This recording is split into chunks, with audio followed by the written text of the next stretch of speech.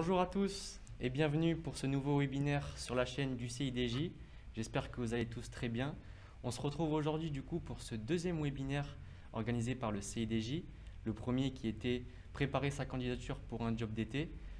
Pour ceux qui ne l'auraient pas vu, il est disponible du coup sur la chaîne YouTube le CIDJ en rediffusion. C'est vrai qu'on avait eu un petit problème de rediffusion, on ne l'avait pas activé sur Twitch, mais on s'en excuse. Maintenant c'est prêt pour celle-ci et celle qui viendra après, on en reparlera juste après. Je me permets juste avant de représenter le CIDJ pour ceux qui ne nous connaissent pas ou qui découvrent aujourd'hui la chaîne. Donc le CIDJ, c'est le Centre d'information de documentation jeunesse qui fait partie donc du réseau InfoJeunes qui est dispo partout en France et dans les dom-toms. Vous pouvez nous retrouver sur le site cidj.com où vous pourrez avoir toute l'actualité du site et aussi du coup sur le site jobs-et-t.com où vous pourrez trouver du coup la campagne qui fait l'objet de ces webinaires où vous pourrez trouver du coup tous les tutos, agenda, tout ça, offres, toutes les ressources qu'on va utiliser lors de ces webinaires donc sur le site jobs-et-t.com. Donc aujourd'hui, on se retrouve pour ce deuxième webinaire, premier job, premier bulletin de paye. Et je suis accompagné de Solange. Bonjour Solange. Bonjour Rémi. Je te laisse te présenter. Bonjour Rémi, bonjour à tous. Donc je suis Solange, invitée au CIDJ pour parler du premier job, premier bulletin de salaire. Je représente la NFP qui est l'Association nationale française de la paye.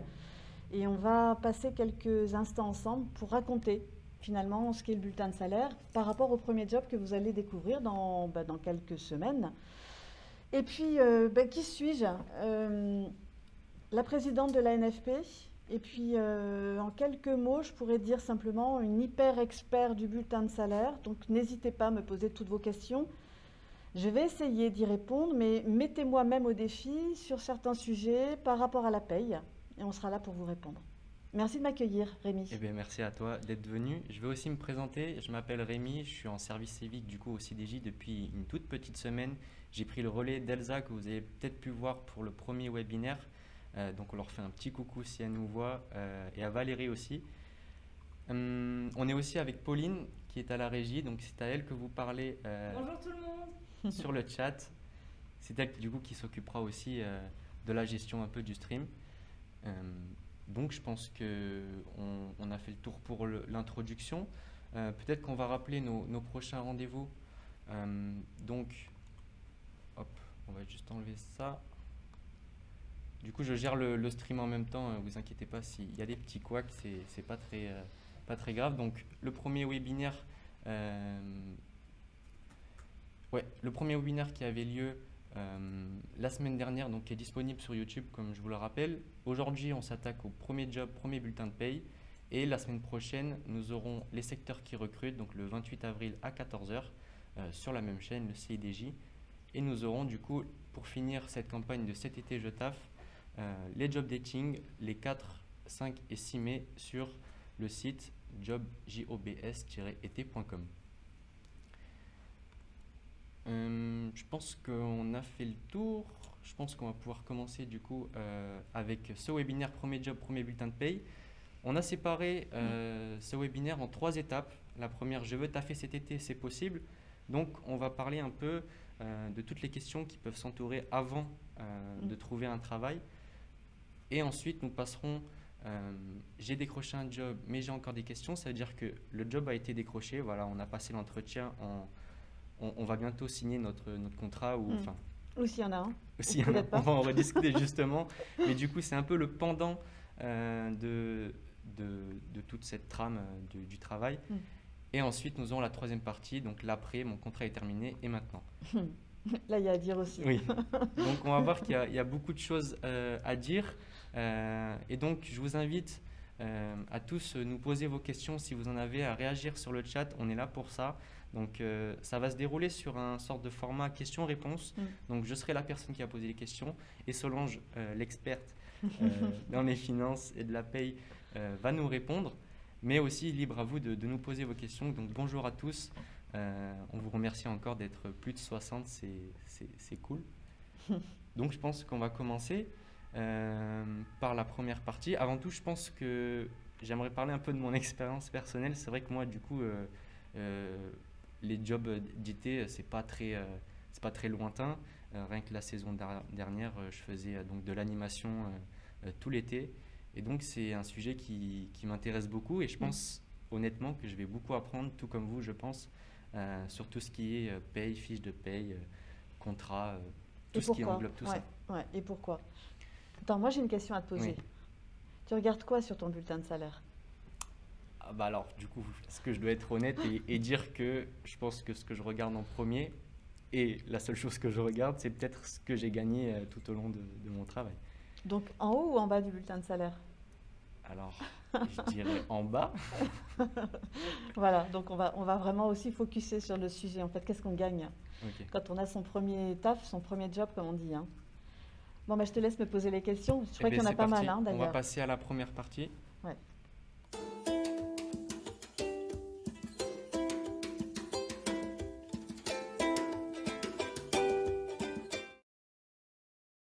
C'est parti.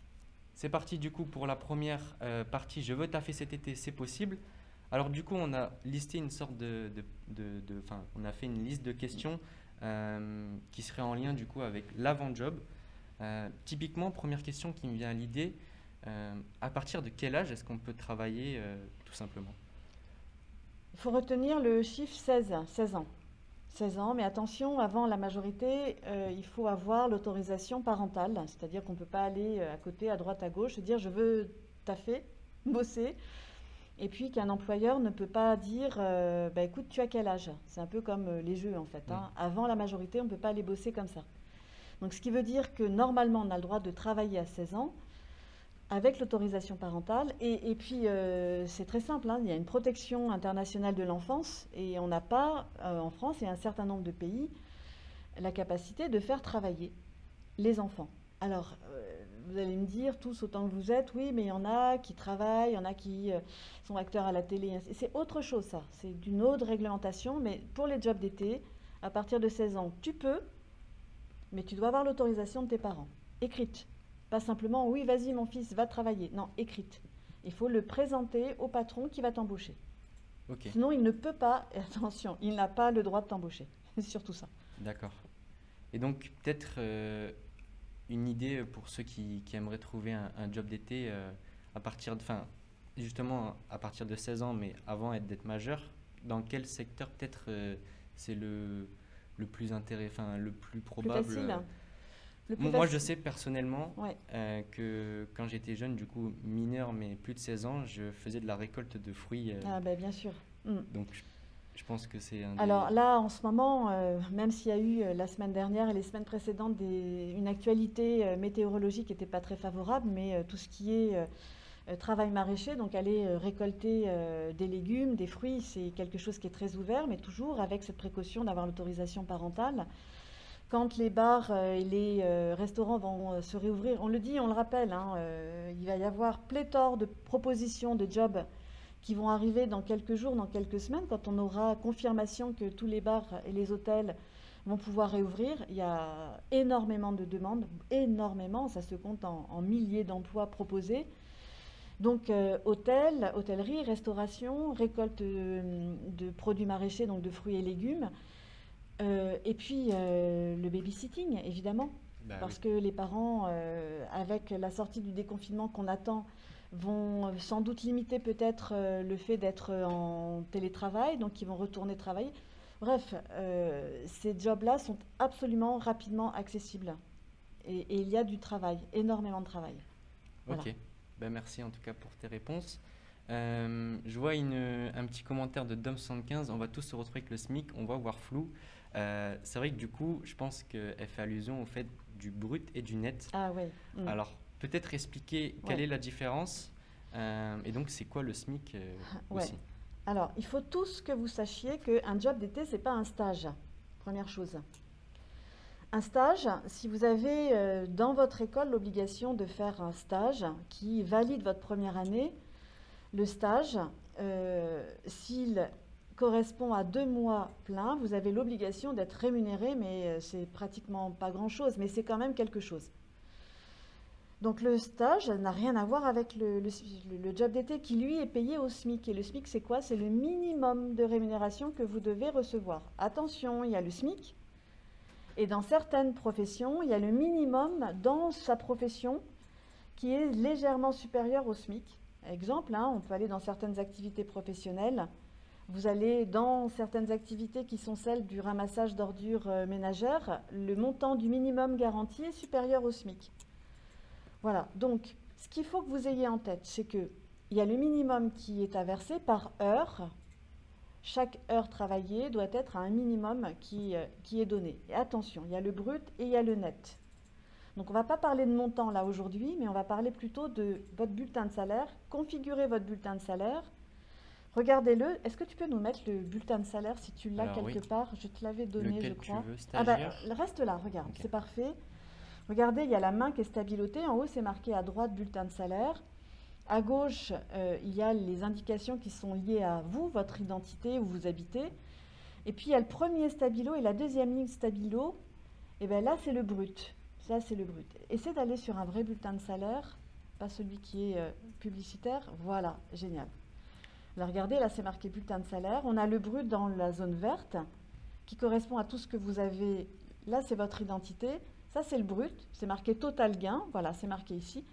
Et en fait, ce montant-là, il est différent du net, celui qui est tout en bas, à droite. Voilà, en bas. Et bien, regardez, net à payer. Il est en plus petit que le net avant impôt. Alors, le net avant impôt, c'est parce qu'il y a le prélèvement à la source. Vous savez qu'il y a eu une grande révolution comportementale de la direction des impôts en France qui prélève les impôts tous les mois sur le bulletin de salaire. Avant, on les déclarait et on les payait directement aux impôts, en fait. Maintenant, c'est sur le bulletin de salaire. Donc, le net avant impôt, ce qui est marqué ici, n'est pas ce que tu vas recevoir, mais c'est le net en tout petit, donc le 757,85. Mais si on regarde bien, pour un net à 785, tu vas avoir un brut qui va être différent. Alors, je vais reposer les choses concrètement. Quand tu vas être embauché, demain, il faut poser la question systématiquement à ton employeur. Quand, monsieur l'employeur, vous me dites que je vais recevoir 1 500 € brut, c'est pour combien d'heures? Et c'est bien du brut. Il faut poser la question, mais j'ai combien en net? Donc il faut bien poser cette question parce que le brut, c'est le montant que tous les employeurs mettent en avant. Et c'est ce qui est quand tu as un contrat de travail mis dans ton contrat de travail. Après, il y a les cotisations qu'on enlève pour payer la sécurité sociale, la retraite, les ACDIC, le chômage et tout cela, les impôts. Et il y a ton net, ce que tu vas recevoir toi, soit en espèces, parce que tu auras perçu moins de 1 500 €, soit directement sur ton compte en banque, par virement, soit par chèque. Voilà.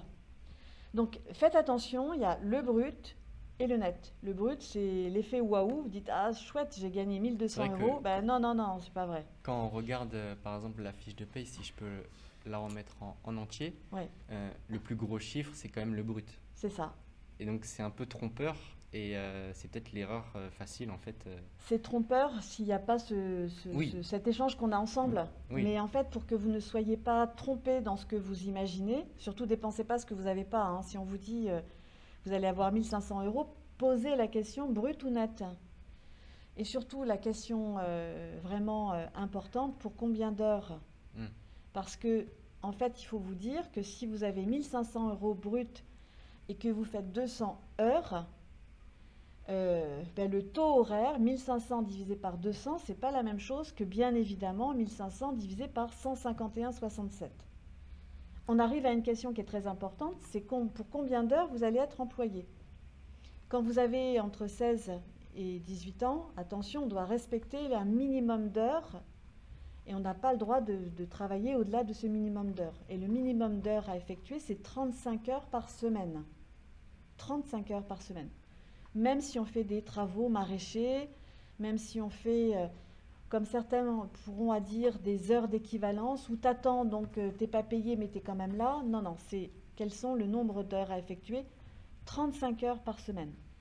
Alors, tout de suite, je vais vous dire, 35 heures par semaine, ça correspond à un chiffre que vous devez tous noter de votre côté. C'est un horaire mensuel qui est équivalent à 151,67. Voilà, 35 heures par semaine, c'est 151,67. Si on a 18 ans, c'est 35 heures aussi. Peu importe Toujours. l'âge. Peu importe l'âge, mais en tout cas, entre 16 et 18, faire au-delà de 35 heures, c'est interdit. Quand tu as 18 ans, tu as la capacité de pouvoir faire des heures en plus. Mais si tu es un jeune travailleur et que tu n'as pas la majorité, au-dessus de 35 heures, c'est interdit. On a une obligation de respecter un nombre d'heures à travailler. Puis je ne vais pas rentrer dans la technique, mais il y a encore beaucoup plus de choses un peu contraignantes derrière pour ceux qui ont entre 16 et 18 ans. Ok. Voilà. Alors moi du coup, personnellement, il y a une question qui me vient à l'esprit tout de suite. Moi qui ai fait de l'animation, Oui. du coup, c'est un peu, j'ai travaillé beaucoup dans des colonies. Ouais. Et donc, on est payé par jour. Oui. Alors du coup, c'est quelque chose de un peu spécial et qui est très différent des autres jobs.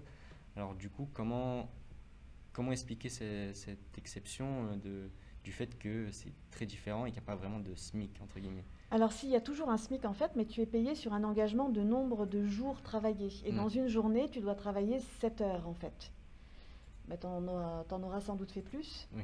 Et dans cette activité d'animation, en fonction de la fonction que tu as, de la responsabilité, des responsables que tu as autour de toi, il y a vraiment ce qu'on appelle une convention collective. Et ta convention collective, c'est une sorte de livre qui organise ta profession dans laquelle tu es. Quand on est dans le monde de l'hôtellerie et de la restauration, ils ont un livre qui organise la façon dont ils doivent travailler. Et dans l'animation, c'est un livre qui organise une sorte de mode d'emploi dans ta profession à toi, en fait. Toutes les professions sont différentes et toutes les professions font partie d'une famille de professions. Il y a les artisans, il y a ceux qui travaillent dans l'automobile et ainsi de suite. Enfin, c'est assez complexe quand même. C'est assez complexe. Mais c'est vrai que personnellement, dans l'animation, on n'a jamais l'impression de faire tant d'heures par jour Oui. et vraiment d'être payé à la journée, quoi. Tu es payé à la journée.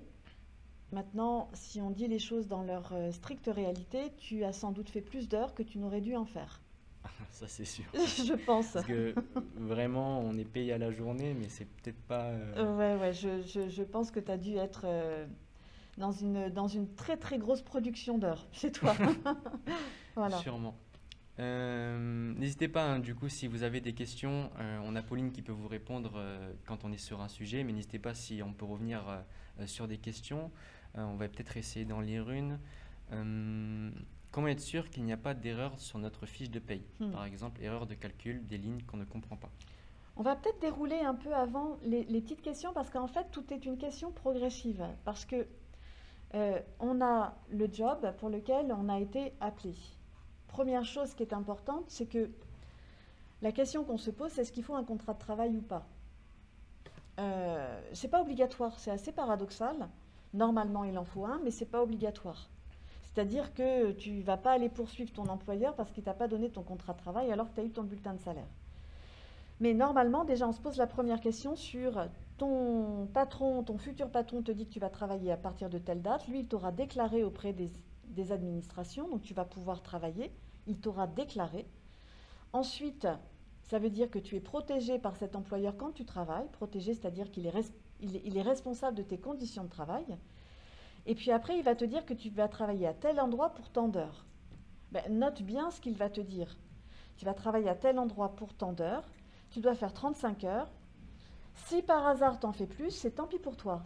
S'il ne t'a pas demandé directement de les faire. Parce que si tu fais des heures en plus des 35 heures, ça s'appelle des heures supplémentaires. Donc tu vérifies bien et tu notes bien tout ce que tu fais. Et puis après, c'est un peu ce qui est marqué sur le bulletin de salaire. On va commencer à lire le bulletin de salaire. Donc tu es rentré dans ton job et on va commencer à disséquer le bulletin de salaire. Donc première chose... Excuse-moi de te couper, c'est peut-être du coup une chose qu'on pourra expliquer du coup plus en détail plus tard. Oui. Parce que là on est dans la partie avant. Absolument. On reviendra dessus, excuse-moi. Bien sûr. Peut-être qu'on a peut-être une question, je ne l'ai pas vue dans le chat, mais imaginons qu'on n'ait pas de numéro de sécurité sociale. Ah oui. Comment faire? Est-ce possible de travailler en fait? Alors si tu n'as pas de numéro de sécurité sociale, tu peux aller travailler. C'est ton employeur qui va te déclarer dans ce qu'on appelle une DUE, une déclaration faite par l'employeur auprès des administrations qui, elle, va se rapprocher de toi aussi pour déclencher, finalement en te disant, au fait, vous n'avez pas de numéro de sécurité sociale, tu es peut-être encore rattaché au numéro de sécurité sociale de tes parents, Ça sera l'occasion là justement de déclencher la création de ton numéro de sécurité sociale auprès d'une administration qui s'appelle la Caisse primaire d'assurance maladie et qu'on appelle communément la CPAM. Mais si tu n'as pas de numéro de sécurité sociale, je te rassure, tu peux aller travailler. Tu peux. Ok. Voilà. Alors, je vois plein de questions sur le chat qui sont peut-être pas dans l'ordre du déroulé du live. Alors, n'hésitez pas à les reposer plus tard quand ce sera le moment. Je pense, à moins que tu aies quelque chose à rajouter, qu'on a peut-être fait le tour des questions autour de l'avant-job et des questions qu'on peut se poser dans le sens est-ce que je peux travailler en fonction de ça. Alors, s'il y a une petite question qui va peut-être falloir se poser, c'est avant de prendre un job, justement, il faut se poser la question de est-ce que ce job nécessite une formation au job, ce que j'appelle une formation de sécurité. Si on va travailler dans un hôtel, dans un café ou dans un restaurant, il n'y a pas de notion de sécurité particulière, si ce n'est on vous dit comment vous devez faire les choses. Mais il y a des jobs qui sont un peu dangereux tout de même. Et donc, il y a des obligations de formation avant de prendre un job, même si on est jeune. Donc, il faut quand même poser la question à son patron, est-ce que je dois être formé un peu avant sur les conditions de sécurité? Parce que c'est la responsabilité du patron de te former sur les questions de sécurité. C'est tout de même important de noter cela parce que quelquefois, on oublie. Et quand il y a un problème qui arrive, c'est déjà trop tard. Voilà. Ok. Mais on peut passer là, maintenant, au découpage du bulletin de salaire. Il y a Je beaucoup à pense dire. que si vraiment vous n'avez pas d'autres questions qui vous viennent à l'idée pour l'avant-job, on va tout de suite passer. Il y en a qui posent des questions par rapport au fait d'avoir un contrat de travail ou pas de contrat de travail. Je pense qu'on va avoir ça dans la partie 2 du coup. Oui, mais du coup on va tout de suite Ouais. y passer. On va répondre à vos questions. C'est parti.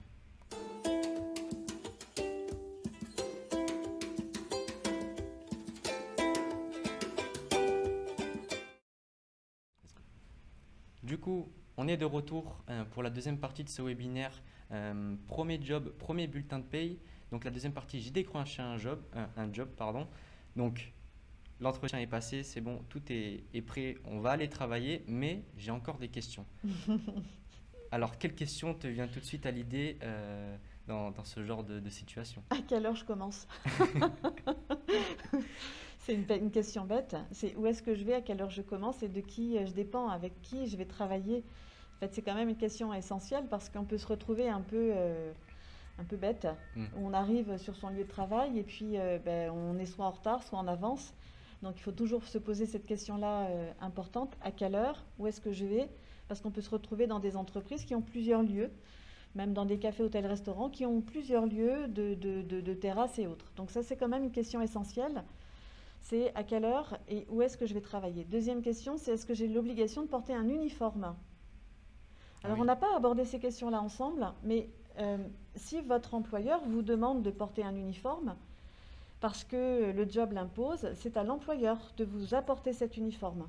C'est à lui de vous le donner. Ça s'appelle un uniforme. Ça veut dire que il doit mettre à votre disposition tout ce qu'il faut pour représenter son entreprise. Voilà. Ou son enseigne, ou tout ce qui correspond à ce qu'il veut en fait. Ce qui n'est pas forcément obligatoire Non. selon le job. Bien sûr, si tu viens travailler chez moi, tu n'as pas d'uniforme. Ok. Voilà. Tu n'en auras pas. Tu viens avec tes baskets et ton sourire et ça suffit.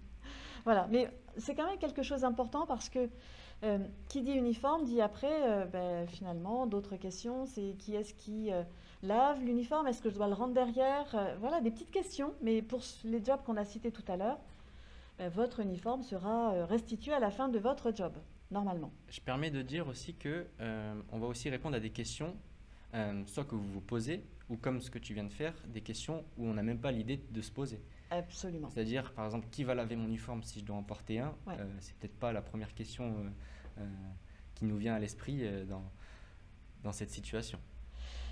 Alors, ce qui est assez intéressant, parce que là, je lis une question par rapport à cette notion d'uniforme. Vous avez la responsabilité de votre uniforme si votre patron vous le dit, et vous avez le droit de lui poser la question, mais ça me coûte de l'argent. Auquel cas, il faut savoir si c'est lui qui fait l'entretien de cet uniforme, et si c'est pas lui, c'est est-ce que vous avez ce qu'on appelle une indemnité de salissure. Il faut savoir la réclamer aussi, parce que c'est vous qui l'avez, alors vous n'avez pas à laver cet uniforme. Voilà, ce sont des petites choses comme ça qu'il faut savoir. Ça s'appelle une indemnité de salissure. Voilà. Ok.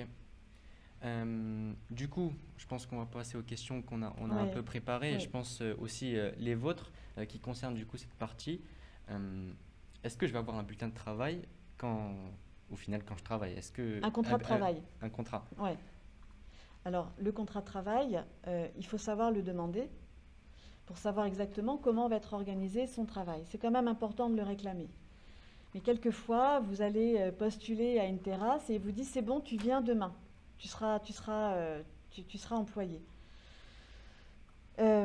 Donc le contrat de travail n'est pas obligatoire, mais il faut qu'il vous fasse la déclaration. Donc c'est pas parce qu'il vous a dit la veille que vous allez bosser le lendemain que c'est respecter la loi. Normalement, il doit vous demander votre carte d'identité, votre carte de sécurité sociale si vous en avez une, pour que lui fasse la démarche auprès de l'administration pour vous déclarer, parce que vous devez être déclaré auprès de l'administration. Alors, vous allez dire, normalement, la question, pourquoi il faut être déclaré? Déjà, si vous êtes déclaré, c'est que vous cotisez. Vous cotisez pourquoi? Pour votre sécurité sociale, et puis pour vos points retraite, demain, même si vous n'y pensez pas tout de suite, mais tout ce que vous faites aujourd'hui va vous permettre d'avoir à mettre dans une sorte de bas de laine, dans une sorte de portefeuille, un certain nombre d'argent par rapport à ce qui est prélevé sur votre bulletin de salaire pour plus tard quand vous serez à la retraite. Donc c'est important d'être déclaré. Et surtout ce qui est important, mais je ne saurais le répéter X fois, s'il vous arrive un accident sur votre lieu de travail, vous serez protégé et indemnisé par la sécurité sociale. Sinon, vous ne le serez pas. Donc c'est important d'être déclaré. Et un bobo est très vite arrivé quand on travaille, surtout dans des métiers où c'est un peu speed. Voilà, on peut glisser sur quelque chose, se casser quelque chose, on peut riper avec un couteau, on peut... Enfin bref. Il y a le stress aussi du job d'été, avec des cadences qui sont assez infernales. Donc le contrat de travail n'est pas obligatoire, mais vous devez être déclaré. La seule chose qui est obligatoire réellement derrière, et qui veut dire donc que vous avez été déclaré, c'est le bulletin de salaire. Ça, c'est obligatoire, il n'y a même pas de négociation à avoir. Ce qui veut donc dire que si un patron vous dit « vous ne l'aurez pas », là, vous avez le droit de vous fâcher. Et vous avez le droit de m'appeler. Voilà. Donc, pour résumer, le contrat de travail n'est pas obligatoire, mais il peut être réclamé. Oui. Et par contre, le bulletin de salaire, lui, est obligatoire. Obligatoire, et absolument. s'il n'est pas fourni, il faut se fâcher. Ok. Faut se fâcher. Est-ce que, par exemple, question peut-être qui peuvent vous venir, est-ce que je vais être logé par mon patron si je vais travailler, par exemple, en province, donc loin de mon domicile? Vous pouvez, mais ce n'est pas obligatoire. Vous pouvez parce que il y a des métiers, les saisonniers, où on sait très bien que quand on est saisonnier, souvent il y a des dortoirs collectifs qui sont organisés ou des chambres, des toutes petites chambres qui sont données dans le domaine de l'hôtellerie, de l'animation aussi. Tu étais logé sur place. Donc normalement tu es logé. Attention, ce qu'il faut que tout le monde sache, c'est que si vous êtes logé, vous aurez une petite ligne sur votre bulletin de salaire qui s'appelle avantage en nature logement. Peut-être qu'on a peut-être un exemple. Je sais plus, mais voilà. Je suis pas sûre, Rémi, qu'on ait mis cela. Non, il n'y a pas ça. En tout cas, ça se trouve sur quelle zone? C'est dans la zone verte. Voilà, zone verte en haut. Regarde, voilà. Ça sera marqué ici, avantage en nature logement. Donc ça sera mis en plus. Attention, pourquoi ça s'appelle en avantage en nature? Retenez bien cette formule-là, c'est un peu barbare, mais je vais essayer d'être la plus simple. Normalement, c'est à toi, étudiant, c'est à toi, jeune, de te loger. Ce n'est pas une obligation de l'employeur. Donc ça veut dire que si ton employeur te loge à ta place, alors que c'est à toi de le faire, mais c'est un avantage qu'il te donne. Et ça s'appelle un avantage en nature. Donc s'il te le donne, l'État a dit qu'il allait prélever de l'argent dessus, les cotisations. Mais surtout, ce qu'il doit faire, c'est qu'en haut du bulletin de salaire, on le met en plus, mais on le reprend dans le net à payer. Donc on cotise dessus, mais on le reprend en bas. Donc n'ayez pas peur, ne soyez pas étonnés, mais retenez bien, si vous êtes logé, et attention ceux qui travaillent dans la restauration, si vous êtes nourris aussi, vous aurez un avantage en nature, soit logement, soit nourriture, qui sera en haut du bulletin de salaire, mais le même montant sera en bas du bulletin de salaire, mais plus en haut et moins en bas. Ça veut dire qu'on vous le reprend sur votre net. Parce que le patron n'a pas l'obligation de vous loger. Voilà. Donc pour faire clair sur le salaire brut, donc avec tout ça, la différence avec le net, c'est qu'on va enlever du coup toutes ces parties Logement, Nourriture. nourriture, blanchiment de vêtements, Exactement. Bien, tu as bien retenu, c'est bien. logé, nourri, Ouais, ouais, blanchi. ouais. Et bien, Mais c'est ça, la c'est somme ça. qui sera cotisée, par contre, restera la même. Ah, C'est- non, la Non. somme sera... Alors, si tu as 100 d'avantages en nature, tu auras X% sur 100. Les cotisations salariales, c'est à peu près 20% de son salaire. D'accord. Donc, si tu as 200 d'avantages en nature, tu auras 20% de tes 200 qui seront enlevés. Ok. D'accord? Mais il n'empêche que on t'enlève après cette valeur-là. C'est un peu barbare, hein, sincèrement. C'est un peu Mhm. barbare, mais bon. Ce qu'il faut retenir, c'est que si le patron loge, nourrit, blanchit, ça s'appelle un avantage en nature. Voilà. D'accord. Est-ce qu'on a peut-être des questions? Est-ce qu'on bénéficie de la sécurité et des indemnités, même si On on est parle pas mal encore des arrêts rattaché? maladie, tout ça et tout là sur le Ah, chat. on y va sur les arrêts maladie, c'est important. Ça, on s'en doutait un peu que vous alliez poser cette question-là. Indemnité. Donc, est-ce qu'on bénéficie de la Sécu et des indemnités même si on est encore attaché à nos parents? Ah, il y en a certains là qui connaissent bien le sujet. Bon, on parle de la maladie? Allez, c'est parti. Alors, ce qu'il faut savoir, c'est que si vous êtes en train de travailler, il peut évidemment arriver une grippe, une petite maladie ou un accident de travail, donc que vous êtes obligé de vous arrêter de travailler. Si vous êtes obligé de vous arrêter de travailler, vous devez dire à votre patron que vous êtes arrêté et que vous devez aller chez le médecin pour avoir un papier qui s'appelle une attestation d'arrêt de travail pour maladie ou autre. À partir de là, votre patron vous compte comme étant absent. Il le note, il l'inscrit. Ce qui veut dire derrière que vous avez, pour le nombre d'heures et de jours d'absence, une déduction sur votre bulletin de salaire.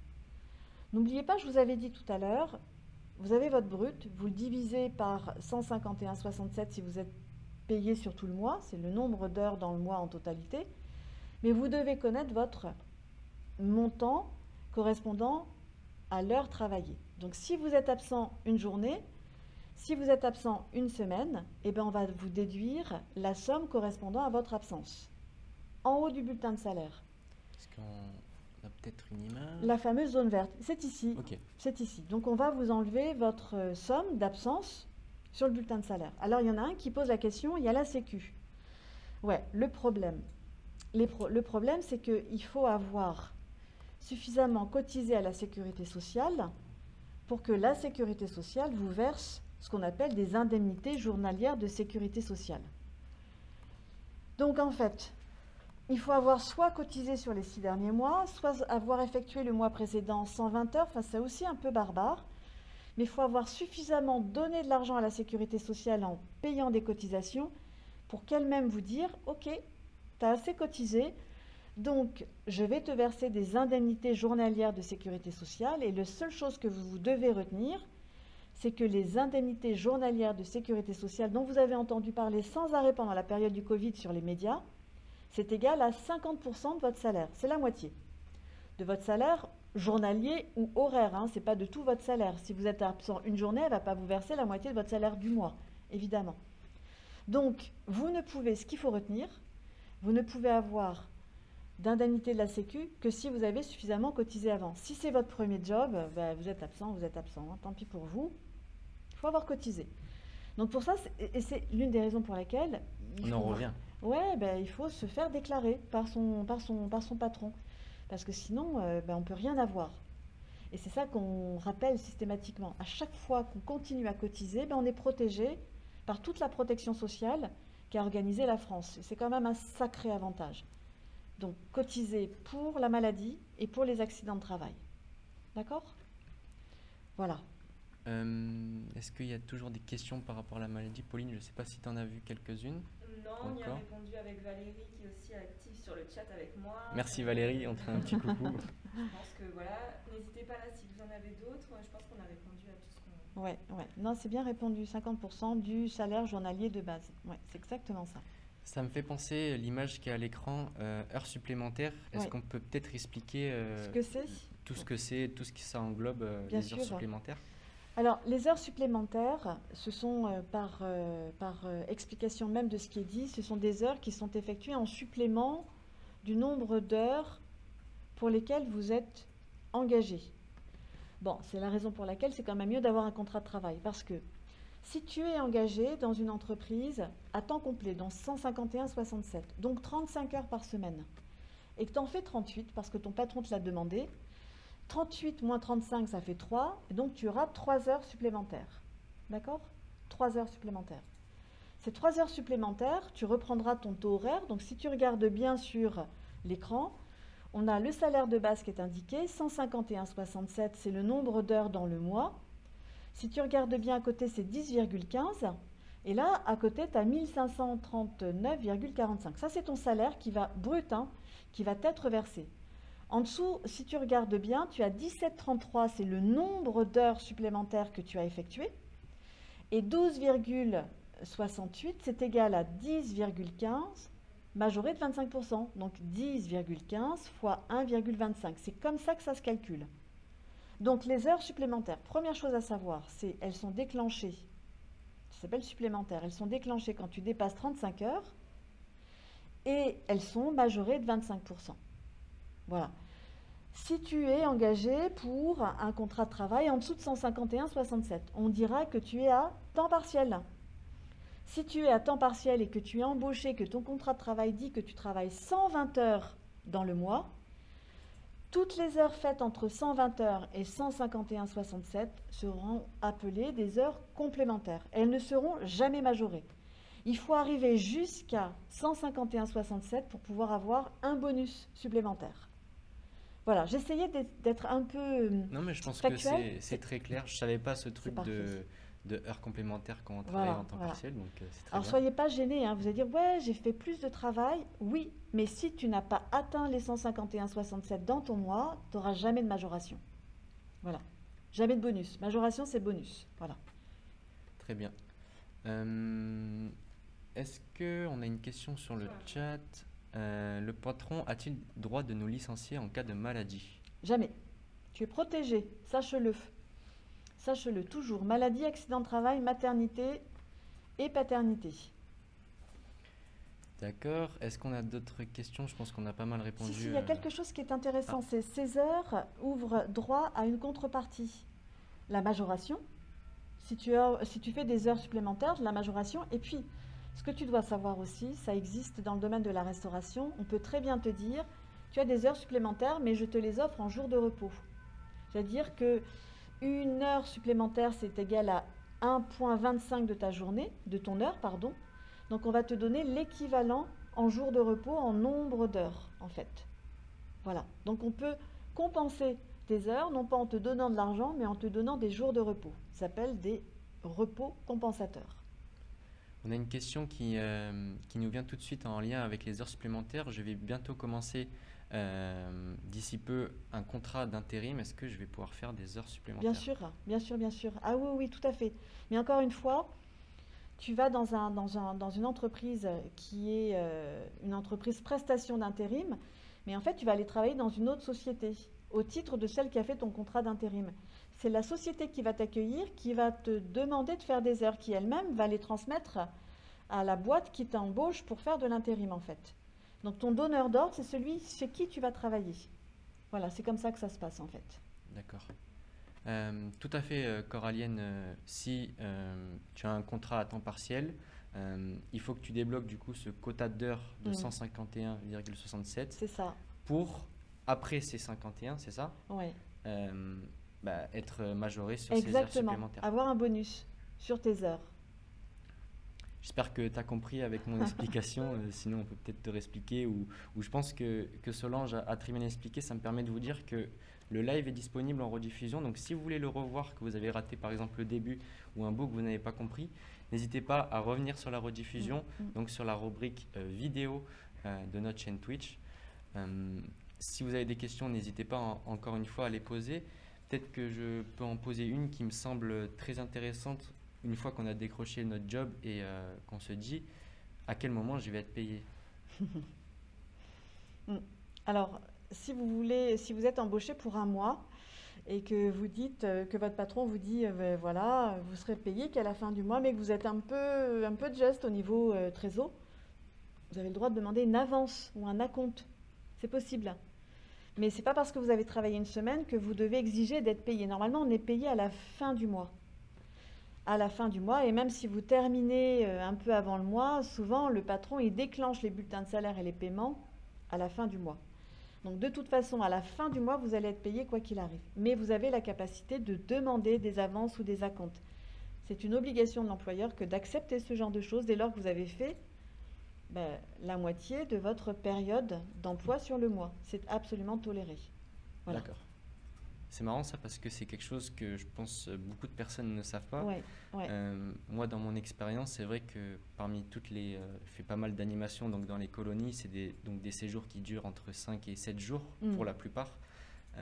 C'est vrai qu'on ne prend pas le réflexe forcément de demander un acompte au bout de 3 jours, de dire est-ce que je peux être payé. Mais tu as le droit. Ok. Et tu as le droit, vraiment. Et ça fait partie de tes droits. Et ça, c'est important aussi de le signaler dans... c'est un peu le principe du premier job, premier bulletin de salaire, c'est qu'on te rappelle tes droits et tes devoirs. Tu as des devoirs vis-à-vis de l'employeur, loyauté, discrétion et ainsi de suite. Ça aussi, c'est important. On n'en a pas beaucoup parlé, mais tu as quand même une obligation de loyauté, de réserve, de discrétion, de pas de discrimination de ton employeur. Mais tu as des droits. Et ce droit-là est important. C'est-à-dire que tu as travaillé, tu as le droit à.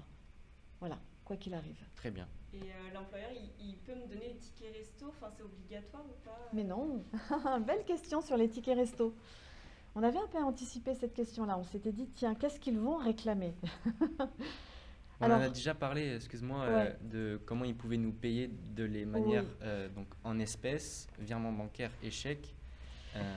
Mais du coup aussi peut-être ticket resto, tu vas nous laisser... Oui, voilà. Alors, ce qui est important, c'est que vous devez savoir impérativement que votre salaire va vous être donné par rapport au net qu'il y a sur le bulletin de salaire. Comment il va vous être donné? Si tu as touché plus de 1 500 €, on ne peut pas te le remettre en espèces dans le mois. D'accord? C'est le seuil. 1 500 €, interdiction de verser le salaire en espèces. Si tu es payé moins de 1 500 €, donc on peut te le verser en espèces. D'accord? Comment ça va se faire si on te le donne autrement qu'en espèces? C'est soit un chèque, soit en virement. Voilà. Est-ce qu'il te faut obligatoirement un compte en banque? C'est mieux, mais ce n'est pas une obligation. Ça, c'est important de le rappeler. C'est mieux, bien sûr. Puis il est temps que tu en aies tout de même un compte en banque. Mais ça n'est pas une obligation. Donc, ça veut dire que tu peux très bien le déposer et demander à ce que ce soit libellé sur... Enfin bref, tu te débrouilles, mais ça n'est pas une obligation. Maintenant, ce qui est important, c'est qu'on se pose toujours la question, est-ce que je suis obligée d'être payée en ce qu'on appelle en numéraire, donc en argent? Ben non, tu n'es pas obligé. Mais il faut que l'équivalent qui te soit donné corresponde à la valeur que tu reçois. Voilà. Alors, autant dire que c'est quand même relativement rare qu'on te paye autrement, avec 1 kilo de pommes de terre ou ce genre de choses. Ben voilà, tu vois, tu ris. Oui. Non, mais c'est quand même intéressant parce que c'est des choses qui paraissent logiques, mais comme tu le dis, ce n'est pas obligatoire. Absolument, absolument. Donc, mais bon, soyez ferme, hein. Si on vous dit, avec mon beau sourire, je vais pouvoir vous payer, là, vous riez, évidemment. Mais ça n'a pas une valeur, c'est une valeur inestimable. Mais ceci dit, trêve de plaisanterie, c'est absolument important de se dire qu'il faut connaître vos droits là sur le sujet. Donc il faut pratiquement que vous exigiez aussi, c'est dans votre possibilité d'avoir exigé que vous soyez payé en numéraire, si on essaie de vous payer autrement. Commencez pas dans le troc, hein, ou n'acceptez pas le troc, ça c'est important. Et puis derrière, on vous verse l'argent à la fin du mois, vous avez la capacité de demander un acompte. Si au bout d'un mois vous n'avez pas été payé, ça commence à devenir anormal. Donc il va falloir là aussi se fâcher. On aura, je pense, une autre session, c'est comment on se fâche. On devrait faire une liste de quand il faut se fâcher. Je pense qu'il y a pas mal de choses. C'est exactement ça. J'avais vu une question qui était revenue, si on peut la voir, qui concernait les contrats en auto-entrepreneur. Auto-entrepreneur, ouais. Quelle est la différence? Qu'est-ce qui change? Oh là là, c'est terrible. Alors, on va essayer d'être un peu ferme sur le sujet. On vous demande de venir travailler, mais on vous demande d'être auto-entrepreneur. Il y a une contradiction. Auto-entrepreneur, c'est être chef de son propre job tout seul et on paye soi-même ses cotisations et ainsi de suite. Je peux le dire, on va le dire, c'est de l'arnaque à votre âge, c'est de l'arnaque, il ne faut pas accepter. Vous êtes protégé de rien du tout, vous êtes encore chez vos parents ou pas, enfin peu importe. Vous n'avez pas l'âge d'être auto-entrepreneur pour faire un job pour lequel la responsabilité de l'employeur qui vous impose de travailler de telle heure à telle heure, l'auto-entrepreneur, il fait ce qu'il veut. Mais à partir du moment où on vous impose de travailler de telle heure à telle heure, de faire ce job-là, avec des heures bien précis, sans convention, ben ça s'appelle, ou avec convention, ça s'appelle un contrat de travail, ça s'appelle un job. Et un job, c'est très simple, c'est ce qu'on raconte là tout de suite. Donc, obligatoirement, si on vous propose d'être auto-entrepreneur, ben refusez. C'est de l'aberration. Il faut impérativement que vous soyez protégé. Si vous êtes entrepreneur, le risque, si vous arrive, on vous demande d'être auto-entrepreneur pour aller livrer des pizzas, vous n'êtes pas protégé. Il vous arrive quelque chose, vous êtes renversé par une voiture, vous n'êtes pas protégé par la sécurité sociale parce que vous n'aurez pas fait la démarche vous-même de vous déclarer sur un certain nombre de sujets d'administration et ainsi de suite. C'est assez lourd. Et ce n'est pas encore de votre âge, c'est pas encore pour vous, ça, ce genre de sujet. Voilà. Vous allez bosser, il y a un contrat de travail ou pas, mais il y a un bulletin de salaire, et il y a un employeur qui vous demande de travailler sous un certain format. Ça, c'est important. Je crois qu'on n'a pas répondu à la question de Pauline sur les tickets resto. Alors, on a parlé des tickets resto, mais on n'a pas vraiment dit spécifiquement est-ce que je peux avoir des tickets resto. Ouais, voilà. Donc je pense que Pauline va nous en vouloir si on ne lui répond pas. Donc en fait, quand même, que vous sachiez, c'est qu'il y a un certain nombre d'entreprises qui donnent la capacité à leurs salariés d'avoir des tickets resto. Vous savez tous ce que c'est, vous avez un ticket, l'employeur paye une partie de sa valeur, et vous avez à payer une autre partie. Mais ça veut dire qu'il participe aux frais de bouche, aux frais de restauration. Donc il n'a pas l'obligation de vous donner des tickets resto. Ça n'est pas une obligation. Voilà. Si vous allez dans un restaurant, il a l'obligation de vous nourrir si vous travaillez le matin et l'après-midi. Là, il a l'obligation. Il y a plein de choses comme ça qu'il faut avoir à se mettre en tête.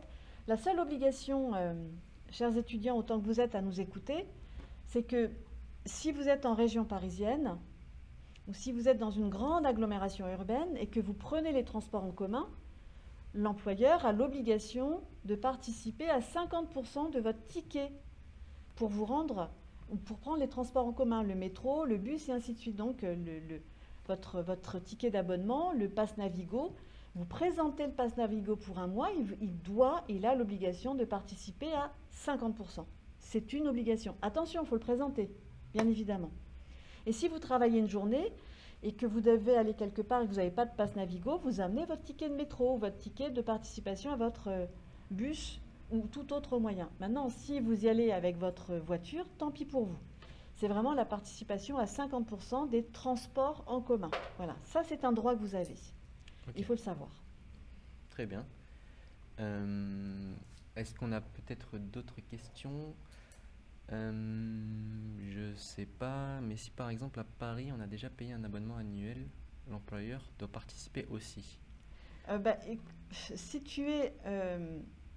Si tu as un abonnement annuel et que tu travailles que pour un mois, pour ton employeur, il faut qu'il paye pour l'équivalent du mois. Donc tu vas sur le site du Pass Navigo et tu prélèves la facture que tu as reçue et c'est marqué dessus. Tu demandes l'équivalent sur le mois et le Pass Navigo, enfin le site Navigo le fait en fait. Voilà.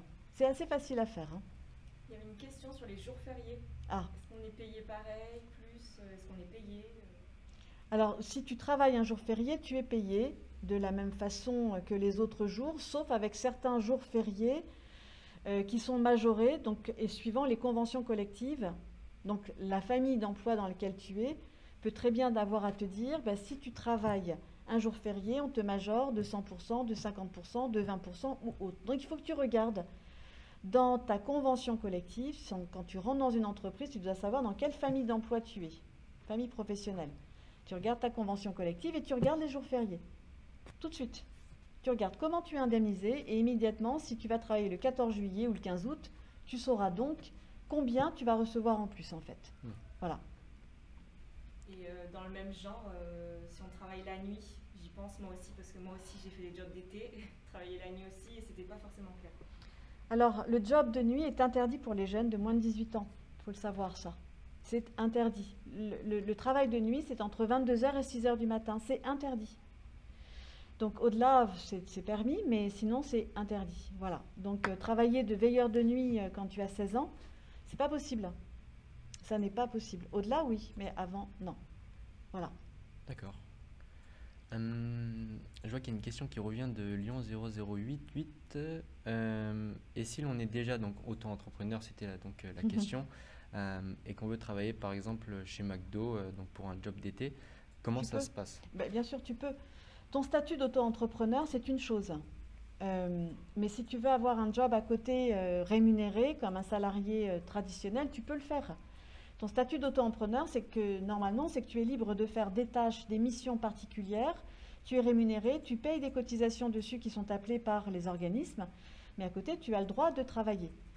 Euh, Maintenant, faut pas essayer non plus d'en faire trop. Parce que tu peux avoir aussi l'administration qui vient vérifier si le cumul de ton emploi et auto-entrepreneur ne dépasse pas les 151,67 Hmm. dans un mois. Ça veut dire finalement que tu es en train d'usurper le travail d'un autre ou de prendre le travail d'un autre. Ça, c'est interdit en France. Donc, quand on travaille trop, quand on fait trop d'heures supplémentaires, c'est interdit, c'est ce qu'on appelle du travail illégal. Donc si on dépasse, il y a quelque chose qu'on doit savoir en France, si on dépasse un nombre d'heures à l'année en trop, ben on fait du travail illégal. D'heures supplémentaires en trop, c'est du travail illégal. Il faut faire attention à ça quand même. Des cumuls d'emplois, on ne peut pas travailler dans deux endroits différents. Travail de jour, travail de nuit, plus de 151,67, ça c'est interdit.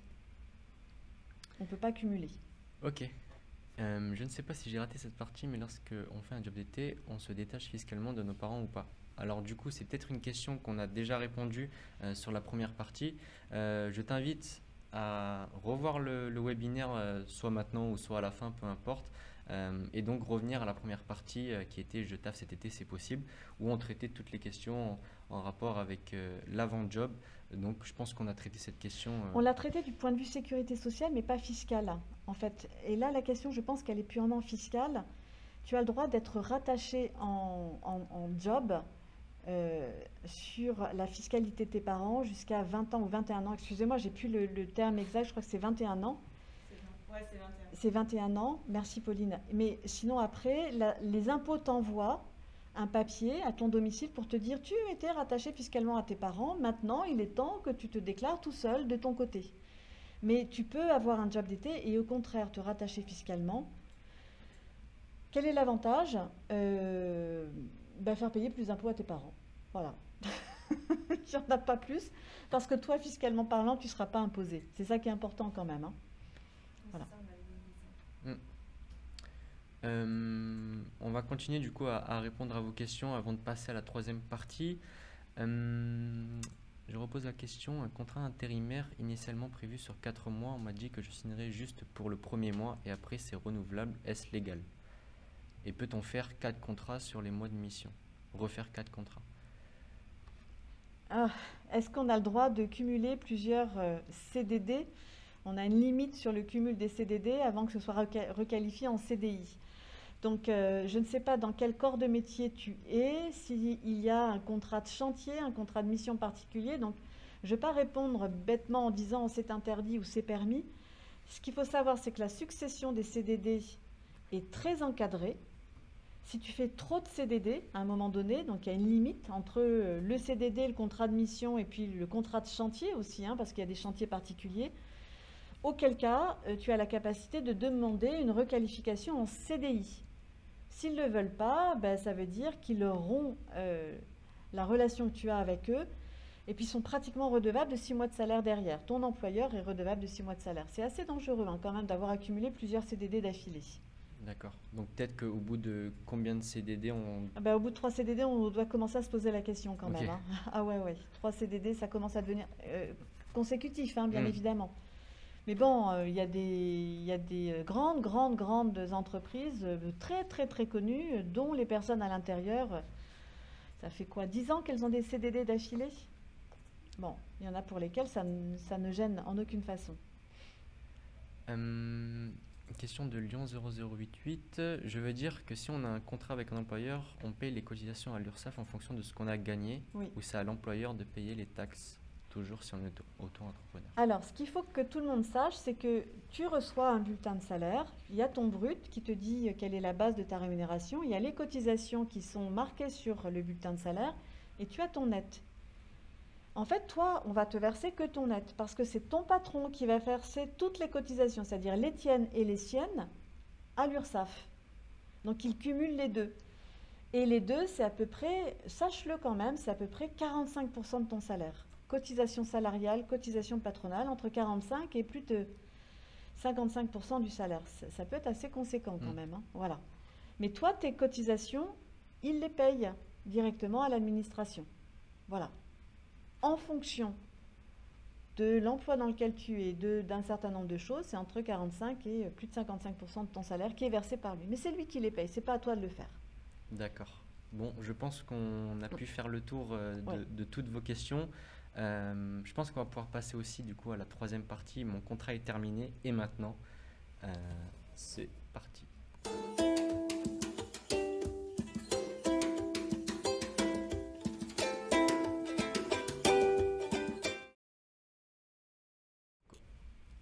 Et donc nous retrouvons pour la troisième partie. Mon contrat est terminé et maintenant, je me permets pour ceux qui viennent juste d'arriver, n'hésitez pas à re-regarder donc la rediffusion, donc le live qui sera dans la rubrique vidéo dans notre chaîne Twitch.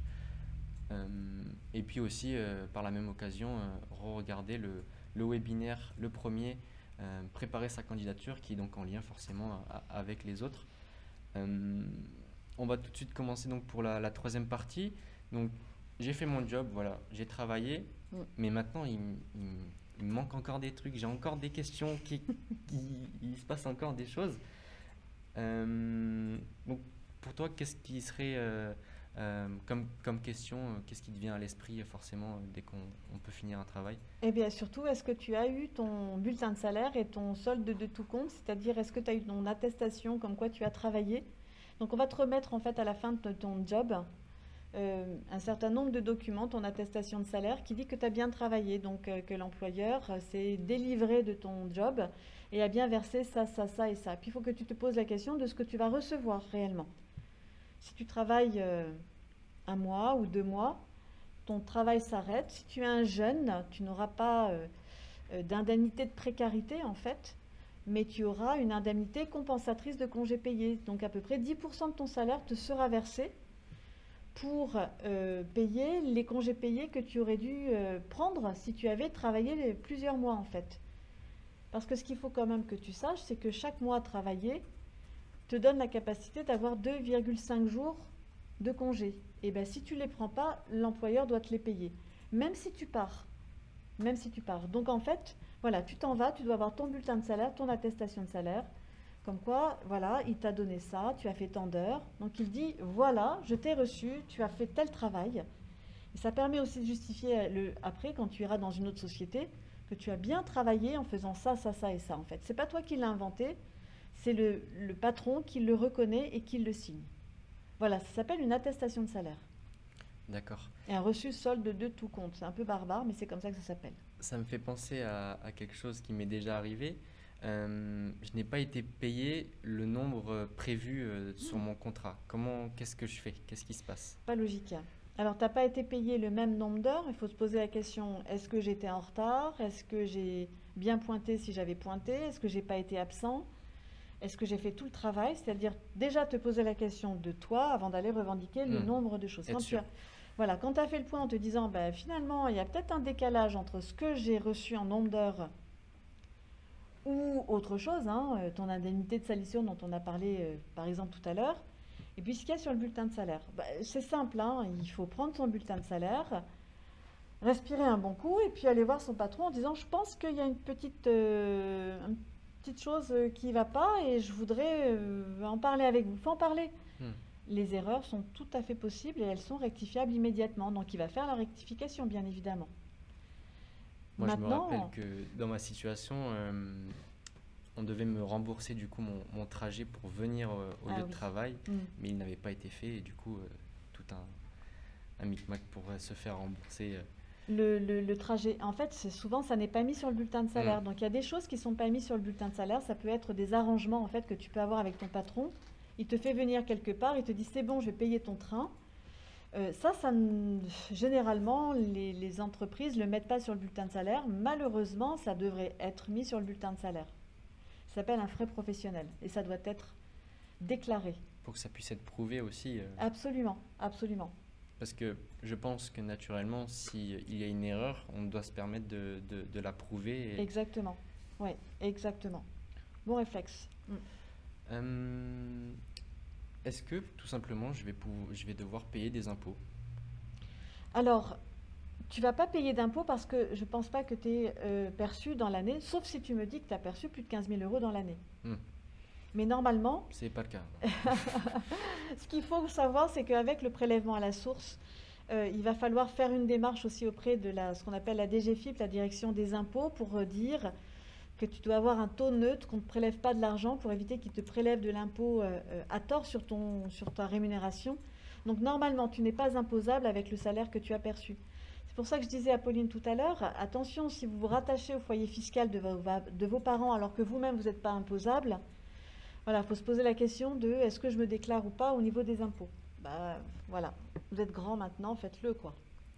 Donc on a peut-être un exemple Là, ici, d'impôt sur ouais. Un bulletin de salaire. Alors voilà, ici c'est marqué le net impayé avant impôt, où c'est marqué 1392,53 et juste en dessous c'est marqué impôt sur le revenu, taux non personnalisé, donc ça veut dire que c'est un taux mis par défaut.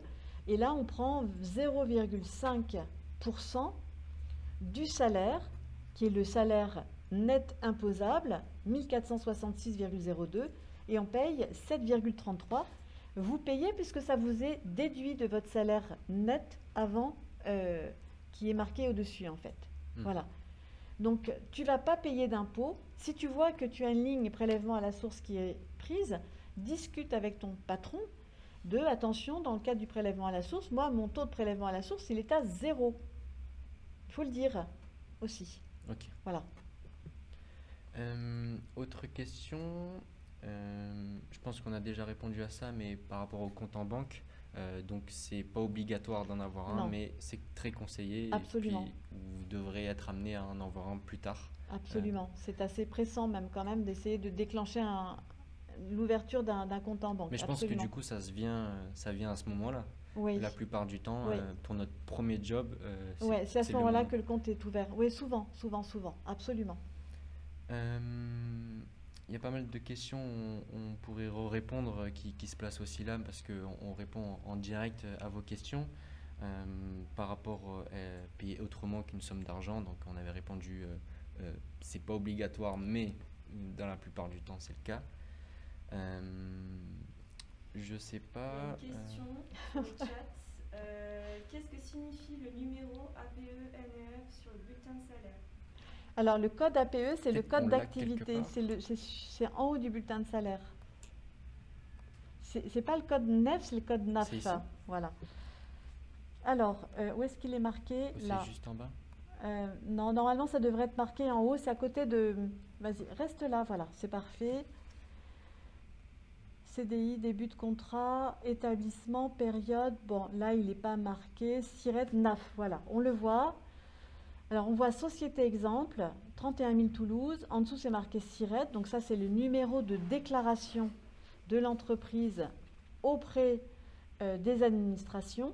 Donc, c'est son numéro d'immatriculation. Et à côté, on a ce qu'on appelle le code NAF. Le code NAF, c'est exactement le code APE. Donc, le code NAF, c'est le code qui correspond à l'activité de l'entreprise. Donc, chaque activité d'entreprise a un code qui est organisé et à cette activité d'entreprise correspond une convention collective. Et la convention collective, c'est tout ce qui correspond à vos droits et vos devoirs dans la boîte dans laquelle vous êtes. Voilà.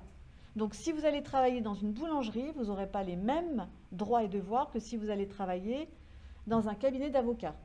Voilà. On a d'autres questions. J'ai un problème. Ah Là, il y a une question. Ai-je un problème si mon compte en banque est en ligne et domicilié à l'étranger, mais dans l'UE? Non. Enfin, je ne pense pas. Je ne pense pas, sincèrement. D'accord. J'ai pas de réserve sur ce sujet-là. Il y avait une question aussi qui me venait en tête, c'était il est possible qu'on travaille avec des collègues et qu'on reste en contact du coup après ce contrat, enfin ce temps de travail. Comment expliquer parfois en ayant le même statut, mais en n'ayant pas le même salaire au final à la fin? On a l'impression qu'on fait le même job que son copain d'à côté, mais on n'a pas le même salaire. Par exemple, je pense, je sais pas, sur un travail de cueillette ou Ouais. même. Alors, on a peut-être l'impression qu'on a fait le même temps de travail, on a peut-être l'impression qu'on a eu le même job, mais il se peut qu'à l'origine, l'accord qu'il y a eu entre le patron et ton copain, et par rapport à ce que tu as fait, ne correspond pas à la même chose en fait. Alors, souvent, cette différence se voit. Alors, j'attire l'attention sur ceux qui sont en contrat d'apprentissage. Pour le même job, quelquefois, en fonction de l'âge, on n'a pas le même salaire, pourtant on fait le même job parce qu'on n'a pas le même âge. Et on a X% du SMIC quand on est apprenti, en fait. Donc la difficulté, c'est peut-être de comparer quelque chose qui est lié simplement à son statut d'apprenti. On peut aussi avoir une différenciation suivant le nombre d'heures qu'on a effectuées. Un exemple, tu travailles à la cueillette et tu as un contrat à 151,67. Et ton copain d'à côté avait un contrat à temps partiel et puis a dépassé de quelques heures son nombre d'heures. Et bien évidemment, tu vas peut-être faire un petit peu plus que 150, enfin il va faire peut-être un petit peu plus que 151,67 parce que le temps qui a été décompté est différent en fait. Voilà. Mais il faut regarder le taux horaire, il faut regarder le contrat de travail s'il y en a un. D'accord. Voilà. Je vois que ça pose pas mal de questions pour les job dating, si je me trompe, Pauline. C'est ça, ouais. Du coup, on va pouvoir passer à Je pense la dernière partie qui vous présente tout ce qui se passe sur le job d'été et la campagne de manière générale. Ok. Je pense qu'on a fait le tour de toute façon pour les questions d'après. Donc c'est la fin de ce deuxième webinaire. Ouais. Premier job, premier bulletin de paye. On se retrouvera du coup la semaine prochaine pour le troisième webinaire qui sera les secteurs qui recrutent. Donc voilà, le 28 avril à 14 h. Et donc suite à ce dernier webinaire, nous aurons les job dating les 4, 5 et 6 mai, où vous pouvez retrouver toutes les informations sur le site www.job-et.com. Voilà, je pense que niveau prochain rendez-vous c'est bon. Voilà, l'objectif de tout ça, c'était de s'informer sur la recherche du job, trouver des offres, se présenter aux entreprises. Donc on verra du coup la semaine d'après les secteurs qui recrutent. Et je pense que c'était très intéressant, Solange. En tout cas, merci à toi d'être venue. Merci pour toutes les questions posées, elles étaient aussi intéressantes, très très intéressantes. Je crois que c'est important de parler de tout ça, hein, évidemment. Non, mais merci de ton expertise et de tes conseils. Même moi, personnellement, j'ai beaucoup appris. En tout cas, j'ai pris du plaisir. C'était très intéressant. Merci Rémi pour toutes ces questions. Merci à vous tous surtout. Vous pourrez retrouver du coup ces webinaires sur YouTube, mais aussi en rediffusion sur Twitch. Voilà, nous avons aussi nos réseaux sociaux, donc suivez-nous sur Facebook, Instagram, Twitter, LinkedIn, TikTok et YouTube. Qu'est-ce qu'il y a ? Partez pas, comment calculer le prélèvement à la source? Allez, petite réponse rapide. Prélèvement à la source, c'est X% du salaire net imposable qui est calculé. Attention, c'est pas sur le brut, c'est le net imposable. Donc tout dépend. Si tu as moins de 15 000 euros sur l'année, tu n'auras pas du tout de prélèvement à la source. Voilà. Mais il faut aller sur le site de la DGFIP, DGFIP, et tu auras toutes les informations. De quoi ? Tu leur as montré les guides à dispo sur jobdt.com. Voilà, donc. Voilà, il y a un guide. Ouais, il y a les guides en consultation aussi sur Job d'été. Donc là, vous avez celui de l'Île-de-France, mais vous avez pour tous les autres en région. Et vous avez aussi, il y avait des questions sur le chat sur des offres de Job d'été ailleurs qu'en Île-de-France. Vous avez l'agenda des opérations de Job d'été dans les autres régions organisées par les criches du réseau. Donc voilà, donc vous avez tout ça sur le site jobdt.com. Je sais pas si on m'entend bien derrière. Vous entendez bien Pauline, non? Ou je me trompe? Mais toutes vos réponses sont sur jobdt.com. Voilà, si vous avez des questions, que vous voulez revoir tout ce que vous avez pu voir sur ces webinaires, tout se trouve sur JobDT, que ce soit les vidéos, les tutos. Oui, voilà, tout ça est disponible sur le site. Je pense que Et moi, je vais rajouter, dernière si chose- vous avez des questions, parce qu'il y a du part et pas sur les sujets de la paye, c'est agréable de voir que ça peut vous intéresser, mais bon, c'est un peu normal. C'est quand même ce que vous allez recevoir à la fin de votre job. www.anfp-asso.fr. On est là pour vous, vraiment pour vous répondre à tout ce que vous voulez. On vous adressera le lien du site, hein, évidemment. Oui, Voilà. je pense que Pauline s'en occupe de mettre le site de la NFP. Ouais, direct. Ah, bravo, super, C'est bravo. Bon, ben merci encore Merci à à tous tous. pour votre présence et vos questions et tout ça, quoi. On était combien? Peut-être au max 75 personnes. J'ai pu voir un nom, donc ça fait plaisir et voir que vous êtes présents. Ouais, puis on est déjà pas mal sur la chaîne de followers.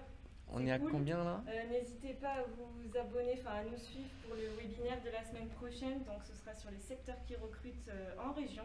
On aura plusieurs intervenants qui parleront des secteurs plus particulièrement dans le sud, dans le nord, autour de Paris, tout ça.